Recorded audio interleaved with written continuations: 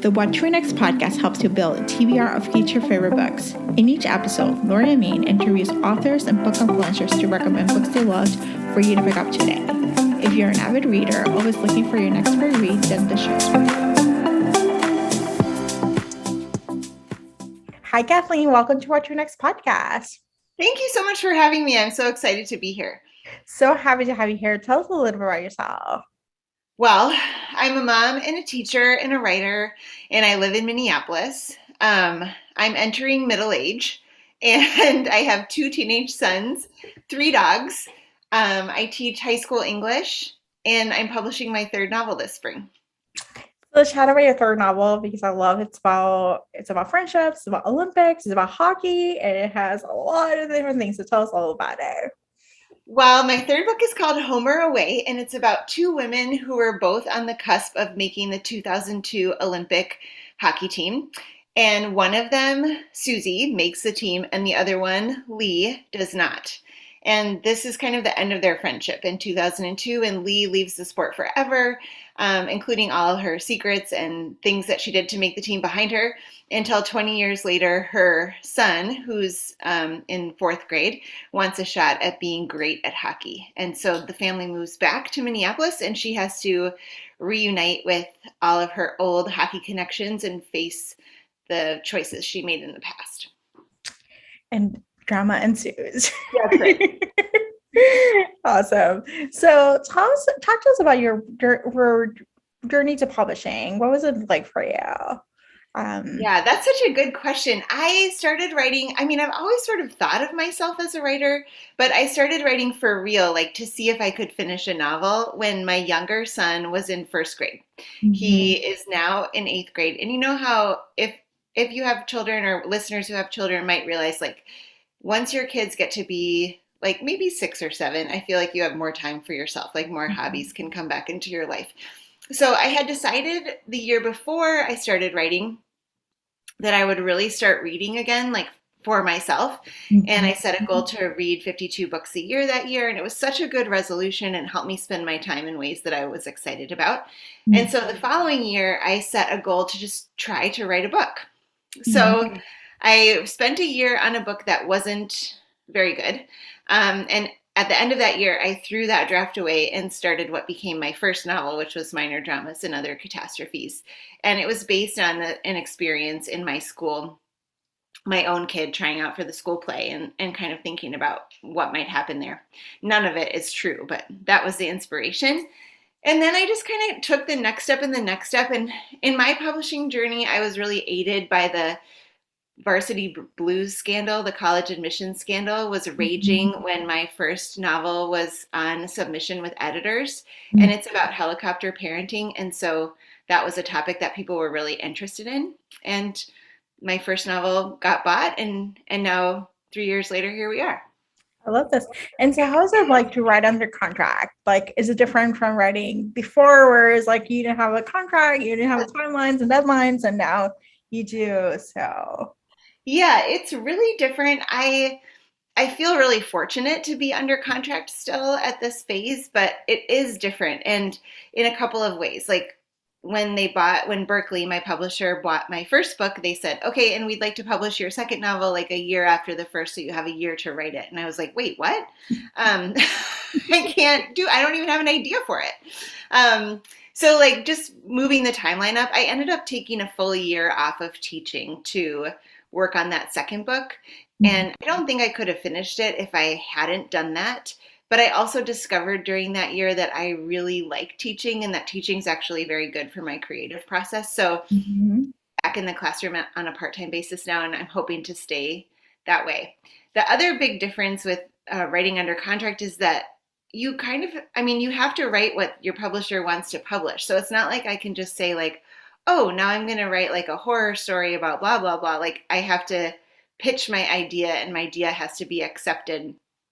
And that can be wonderfully collaborative, but it can also feel like, oh, well, it's not, the next project isn't exactly what I wanted to do at the time. That's fascinating. Yeah, I have to think about it. Like, because there's the ideal, like you want to be on contract, you want to, that there's money coming in the way, but at the same time, you had to feel you gotta work on the deadline, you gotta work with the publisher, you got expectations from your editor.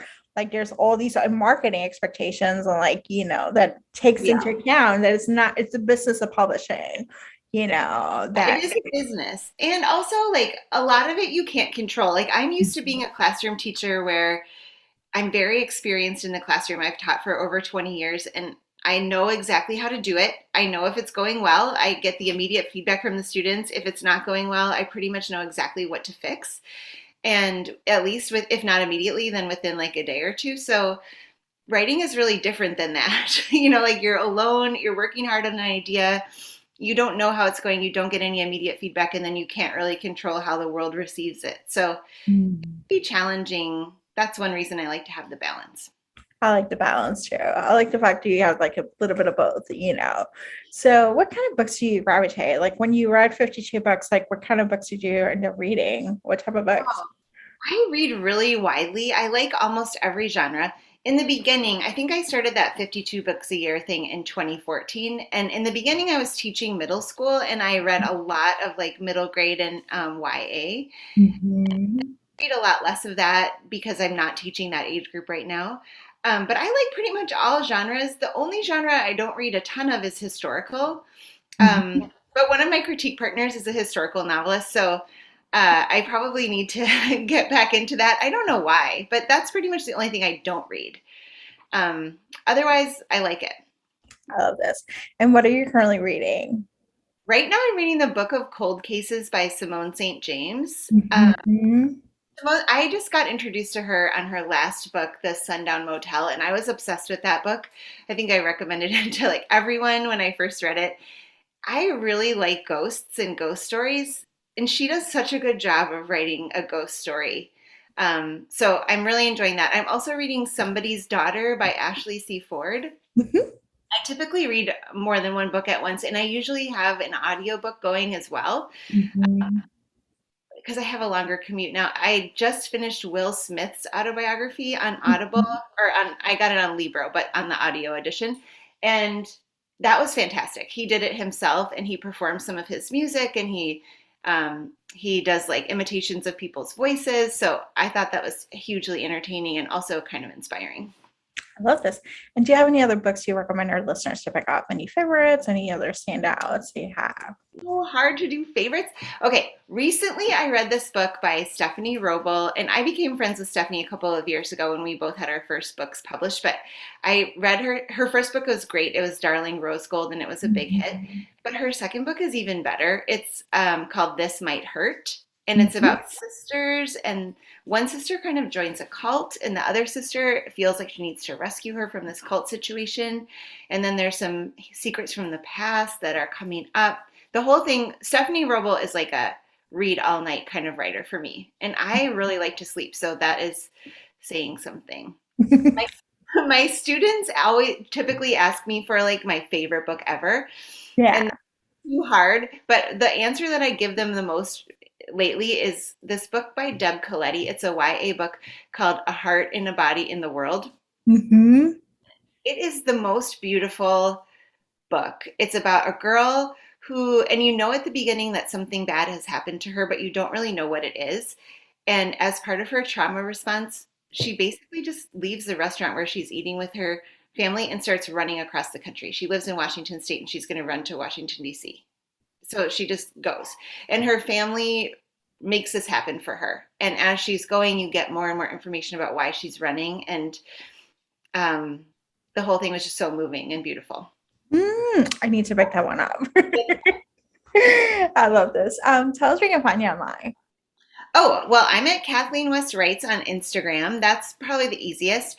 And I'm at K West Books on Twitter. And if you just Google Kathleen West author, all the right links will come up. So you can find me. And I'm recently on TikTok. My students have been helping me. You'd think that my own teenagers at home might help me, but they do not, and they're not interested in being my partner. But my students at school have been helping me with TikTok, and I'm very proud of our latest video. I love this. I gotta check you out. So. Yeah. On Oh, TikTok, I'm Kathleen West 0, but I put all of the videos on my Instagram. So, awesome. Thank you, Kathleen, for being on the show. oh my gosh, thank you so much for having me. If you enjoyed this podcast, feel free to share with friends, subscribe, rate, and review the show. This is the easiest way to support the podcast. Today's episode's partner is Libra FM. If you're an audiobook listener, then you should add Libra FM as your go-to source for paid audiobooks. Libra FM makes it possible for you to buy audiobooks through your local bookstore. Memberships start at $14.95, and they also have great sales for women's audiobooks each month for $3.99, thanks to the Kiss Club. To sign up for Libra FM, please visit whattoreadnextblog.com/LibraFM. You will receive a free audiobook when you sign up for a monthly subscription. If you purchase a subscription through our link, you will be supporting the podcast at no cost to you. The What to Read Next podcast is part of the Frolic Podcast Network. Please visit frolic.media/podcast to discover new shows to tune in. Thank you so much for listening and have a great day.